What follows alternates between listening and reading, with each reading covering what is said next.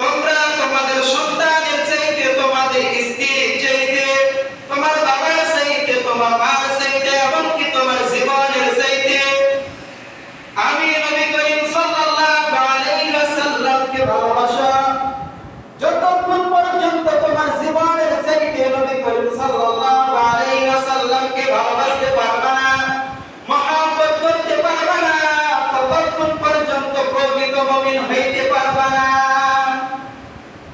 ঠিক কি না?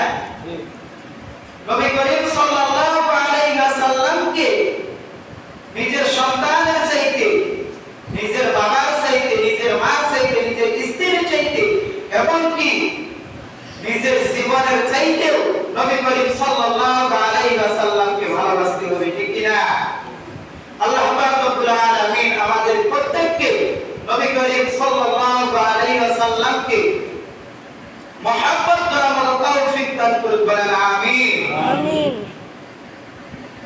নবী করিম সাল্লাল্লাহু আলাইহি ওয়াসাল্লামকে এক ব্যক্তি জিজ্ঞাসা করতেছে, ইয়া রাসূলুল্লাহ, আমি আপনাকে আমার বাবার চাইতে, আমার সন্তানের চাইতে, আমার স্ত্রীর চাইতে আমি তোমাকে সবচাইতে বেশি ভালোবাসি এবং আমার জীবন চাইতে বেশি ভালোবাসি না। নবী করিম সাল্লাল্লাহু আলাইহি ওয়াসাল্লাম বলতেছেন, যতক্ষণ পর্যন্ত তোমার জীবনের চাইতে আমাকে ভালো না বাসবা, ততক্ষণ পর্যন্ত তুমি প্রকৃত মুমিন হইতে পারবা। ঠিক কি না?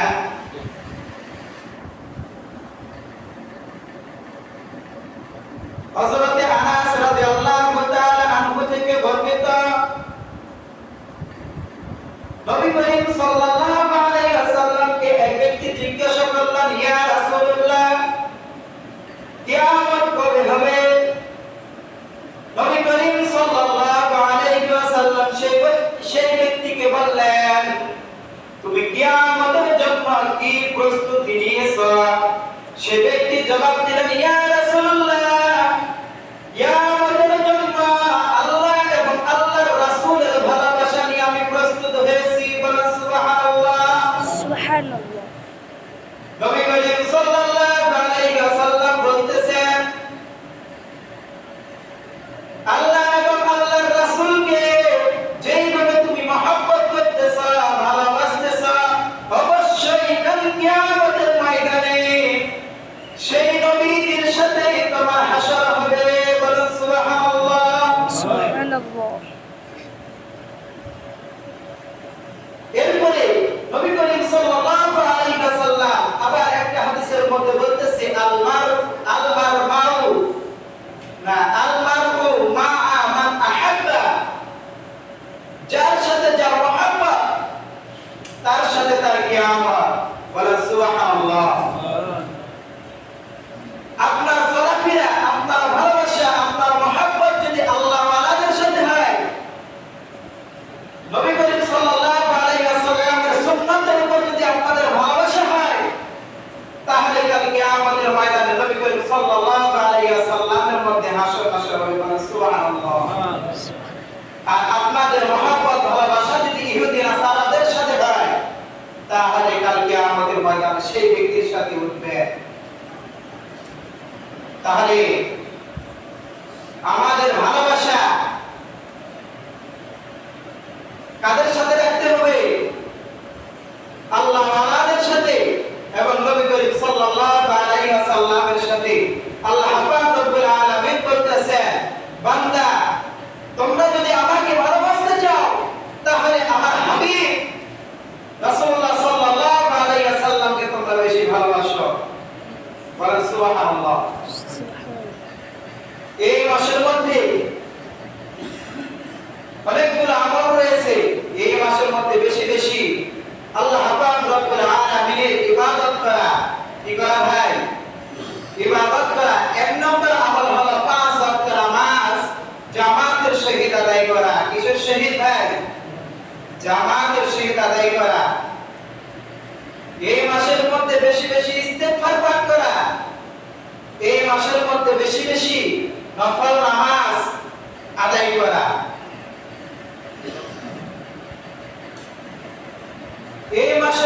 বেশি বেশি দান খয়রাত করা। এই মাসের মধ্যে যদি আমরা আল্লাহ পাক রব্বুল আলামিনকে রাজি সন্তুষ্ট করার জন্য বেশি বেশি ইবাদত করি, কুরআন তেলাওয়াত করি, জিকির, তাসবিহ, তাহলিল, নফল নামাজ, নফল রোজা আমরা যদি আদায় করি, আল্লাহ পাক রব্বুল আলামিন আমাদেরকে উঁচু মাকাম দান করবেন। বলেন সুবহানাল্লাহ। আবার এই মাসে বেশি বেশি নবী করিম সাল্লাল্লাহু আলাইহি ওয়াসাল্লামের উপর বেশি বেশি দরুদ পাঠ করা। কি করা ভাই? বেশি বেশি দরুদ পাঠ করা। নবী করিম সাল্লাল্লাহু আলাইহি ওয়াসাল্লাম বলতেছেন, মান সাল্লাল্লাহু আলাইহি ওয়াহিদাতান সাল্লাল্লাহু আলাইহি আশারা। কোন ব্যক্তি যদি আমি নবী করিম সাল্লাল্লাহু আলাইহি ওয়াসাল্লামের প্রতি একবার দরুদ পাঠ করে, আল্লাহ পাক রব্বুল আলামিন সেই ব্যক্তির উপরে 10 বার রহমত পাঠান। বলেন সুবহানাল্লাহ। আল্লাহ পাক রব্বুল আলামিন আমাদেরকে এই জুমাতুল উলা মাসের মধ্যে বেশি বেশি নবীজির প্রতি দরুদ পড়ার মতো তৌফিক দান করুন। বলেন আমিন। সবচেয়ে সর্বশ্রেষ্ঠ দরুদ হলো দরুদ ইব্রাহিম, যে দরুদ আমরা নামাজের মধ্যে পড়ি। আমরা সকলেই জানি না, আল্লাহুম্মা সাল্লি আলা মুহাম্মাদিন ওয়া আলা আলি মুহাম্মাদ কামা সাল্লাইতা আলা ইব্রাহিম ওয়া আলা আলি ইব্রাহিম ইন্নাকা হামিদুম মাজিদ। আল্লাহুম্মা বারিক আলা মুহাম্মাদিন ওয়া আলা আলি মুহাম্মাদ কামা বারাকতা আলা ইব্রাহিম ওয়া আলা আলি ইব্রাহিম ইন্নাকা হামিদুম মাজিদ। এই দরুদ শরীফ যদি কোনো ব্যক্তি প্রতিদিন একবার পড়ে বা এর চাইতে বেশি বেশি আমল করে, আল্লাহ পাক রব্বুল আলামিন একবার পড়ার কারণে সেই ব্যক্তির উপরে 10 বার রহমত পাঠান। বলেন সুবহানাল্লাহ। আল্লাহ পাক রব্বুল আলামিন আমাদেরকে আমল করার মতো তৌফিক দান করুন। বলেন আমিন। এবং এই মাসের মধ্যে ইশরাক, চাস্ত ও আওয়াবের নামাজ আদায় করা, ইশরাকের নামাজ আদায় করা, চাস্তের নামাজ আদায় করা এবং কি আওয়াবিনের নামাজ আদায় করা। এই দিনের মধ্যে যদি, এই মাসের মধ্যে যদি আমরা বেশি বেশি ইবাদত করতে পারি, তাহলে আল্লাহ পাক রব্বুল আলামিন আমাদের প্রত্যেকের মর্যাদা বাড়িয়ে দিবেন। বলেন সুবহানাল্লাহ। এবং এই মাসের মধ্যে রোজা রাখা, কি রাখা ভাই? রোজা রাখা। 1 তারিখ, 10 তারিখ, 29 তারিখ, 30 তারিখ এই দিনগুলোর মধ্যে রোজা রাখা এবং আইয়ামে 20 নবী করিম সাল্লাল্লাহু আলাইহি ওয়াসাল্লাম যে দিনগুলোর মধ্যে, যে মাসগুলোর মধ্যে, প্রতি মাসের মধ্যে যে দিনগুলোর মধ্যে রোজা রাখতেন, সেই দিনগুলো হলো সোমবার 13 তারিখ, 14 তারিখ, 15 তারিখ এবং সোমবার, বৃহস্পতিবার, শুক্রবার। এই দিনগুলোর মধ্যে নবী করিম সাল্লাল্লাহু আলাইহি ওয়াসাল্লাম রোজা রাখতেন।